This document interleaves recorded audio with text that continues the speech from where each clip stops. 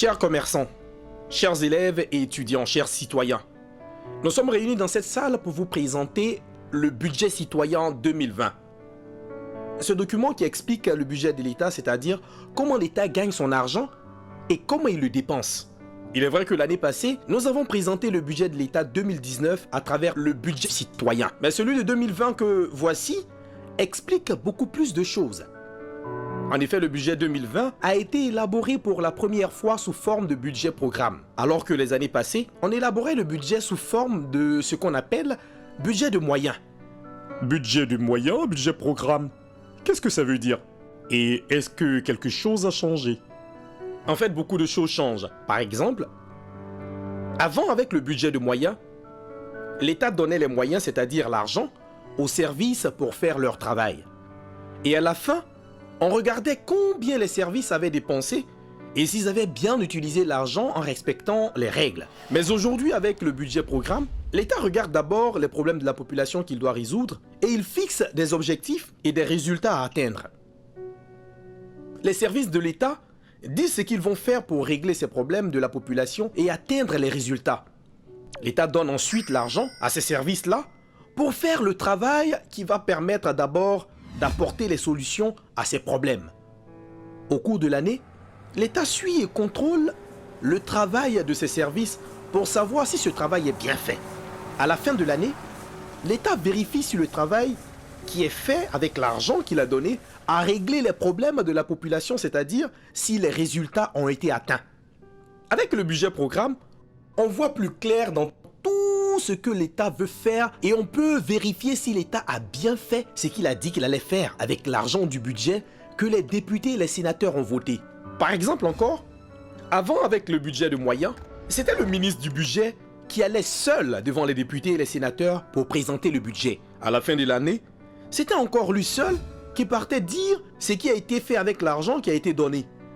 Aujourd'hui, avec le budget programme, tous les ministres vont devant les députés et les sénateurs pour présenter chacun son budget et dire ce qu'ils vont faire avec l'argent qu'on va leur donner. À la fin de l'année, chaque ministre va encore devant les députés et les sénateurs qui sont les représentants de la population pour dire ce qu'il a fait avec l'argent qu'on lui a donné et dire s'il a atteint les résultats. Voici quelques changements que je vous ai présentés. Les autres changements, vous les verrez dans le document qu'on va vous partager.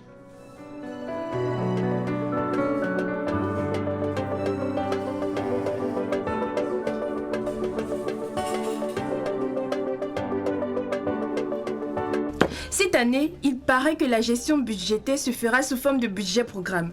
J'avoue que je n'y comprends rien. Pendant que nous y sommes, laisse-moi retrouver le numéro de la cellule d'information des opérateurs économiques. Céliop, bonjour.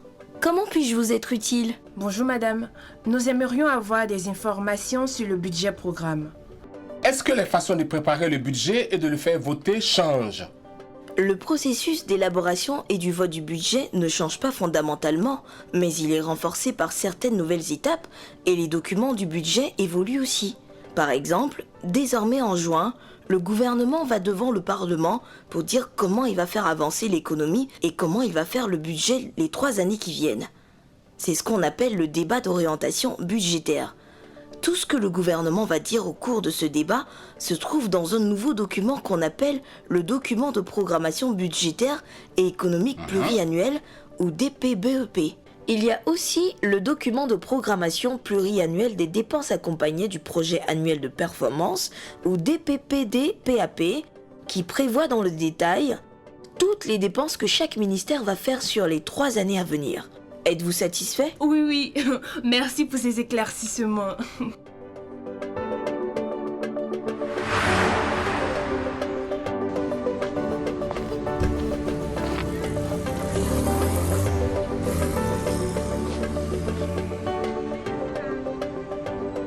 Le représentant de l'État est là-haut. Il est venu pour nous parler du budget citoyen 2020. Pardonnez mes sœurs, écoutons-le. Monsieur, nous sommes des femmes battantes, hein. Nous vendons au marché nos piments aubergines gombo, là. Et certaines vendent même des pagnes et d'autres choses. Nous ne comprenons rien de votre affaire de budget, là. Est-ce que ça nous concerne même? Brave femme, Le budget de l'État concerne tout le monde. Et c'est pour cela que l'État m'envoie aujourd'hui vers vous pour vous présenter le budget citoyen. Quand vous allez lire ce document, vous allez facilement comprendre comment l'État gagne son argent et ce qu'il fait pour vous avec cet argent. Donc l'État fait quelque chose pour nous avec l'argent qu'il gagne. Je ne comprends pas ce que vous êtes en train de dire même. Faut te taire un peu. Aïe ya.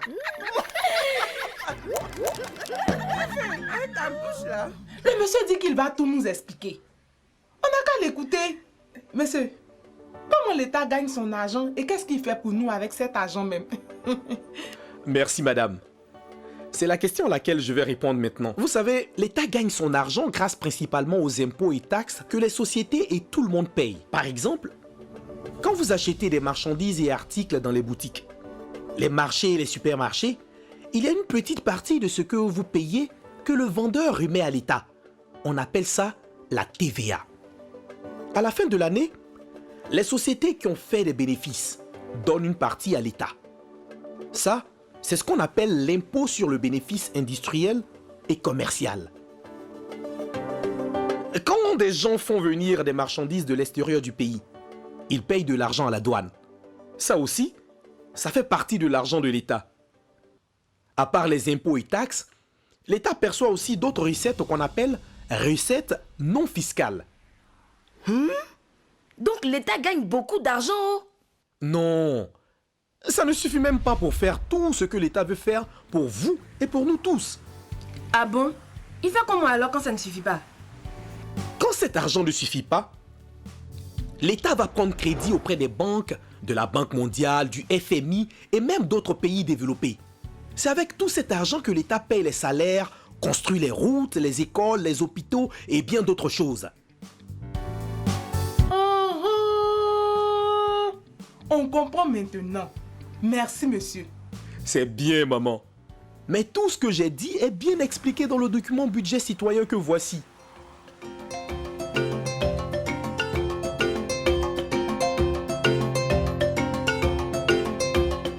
Chers parents, l'État travaille beaucoup pour nous, la population. Monsieur, nous au village ici, on ne voit pas, hein. Qu'est-ce que l'État fait avec tout l'argent qu'il gagne là même? Hein? Papa, avec l'argent que l'État gagne, il construit des routes pour que vous puissiez envoyer vos récoltes des champs vers les villages et vers les villes. Il envoie aussi le courant dans les villages. Il construit des châteaux d'eau et des pompes villageoises pour que vous ayez de l'eau propre et que vous ne tombez plus malade. Ah bon? C'est bien ça. Faut bien nous parler encore, mon fils. Là, je vais comprendre. L'État construit aussi les écoles pour que les enfants puissent réussir demain. Il construit aussi des hôpitaux. L'État paye aussi les policiers, gendarmes et militaires qui assurent notre sécurité. L'État paye aussi les maîtres et professeurs qui donnent l'éducation à nos enfants à l'école et à l'université. Et ce n'est pas tout. L'État paye aussi les docteurs, les infirmiers, les sages-femmes qui vous soignent et soignent tout le monde. Sans oublier que l'État paye également les magistrats, les sous-préfets et préfets. Chers parents, pour cette année 2020, l'État a prévu également faire de grands projets comme par exemple construire des universités, des lycées et collèges, construire des aéroports à l'intérieur du pays, construire de nouvelles routes et aussi construire des barrages pour produire plus de courant pour tout le monde et beaucoup d'autres projets. Est-ce que vous savez que pour aider encore plus la population, le gouvernement a mis en place le programme social du gouvernement, PSGouv, depuis 2019. Ce programme a déjà permis de construire 3077 salles de classe et de prendre encore beaucoup plus de maîtres et de professeurs pour enseigner les enfants. L'État a même envoyé le courant dans 919 villages. Et il continue. L'État aussi a arrangé beaucoup de pistes rurales. Il y a aussi la couverture maladie universelle, CMU, que tout le monde peut maintenant utiliser pour se faire soigner sans payer beaucoup d'argent. Tout ça, c'est bien expliqué dans le document budget citoyen que tout le monde peut lire facilement. On peut avoir le document aussi, monsieur? Bien sûr. Il y en a pour tout le monde et c'est gratuit. Avec le budget citoyen, c'est simple et facile de comprendre le budget de l'État. Pour plus d'informations, vous pouvez appeler au numéro suivant CELIOP 20 84 59 20 84 61 ou allez sur le site du ministère en charge du budget www.budget.gouv.ci ou sur le site de la Direction générale du budget et des finances www.dgbf.gouv.ci.